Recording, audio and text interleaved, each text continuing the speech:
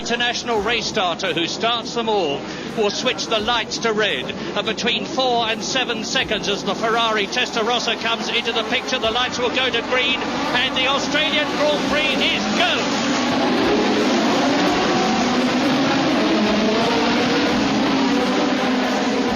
It's a magnificent start for Nigel Mansell, but Alan Jones is left on the grid. Alan Jones has stalled his engine and has failed to start with the rest of the field, and there he is getting away.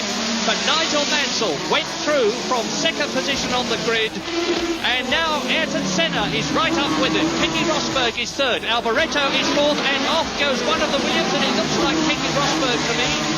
But no, it's Nigel Mansell's got off. Keke Rosberg is in the lead on the first lap. Senna is second, Alboreto third, Prost, then Gerhard Berger in the arrows, then Nelson Piquet. So already on the very first lap, one of the likely winners, Nigel Mansell, who is now in about 7th position, has lost his advantage at the start. Now they're coming up towards Stag Turn and up towards the fastest part of the course as they go down from Brewery Corner into the Decaturville Straight. Well, a very clean start. There was a certain amount of anticipation of possible trouble through the first corner, as it was such a tight corner so close to the grid. But they all got through, and then we saw Ayrton Senna really try and take Mansell by surprise, which he succeeded in doing to the extent that he got a bit scrappy up front. He tried to dive for the inside, Mansell went wide, and the two of them both slowed down, which allowed Rosberg to go through into the lead. So to complete the end of the first lap, Rosberg leads Senna. In third position, it's Michele Alboreto in the Ferrari, which is something we didn't expect to see.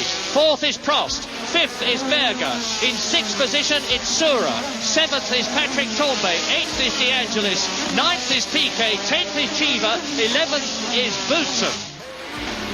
But although Rosberg and Senna are starting on this lap 2 out of 82 to build up a small cushion, I will tell you now that this race is likely to be decided in the last 20 laps.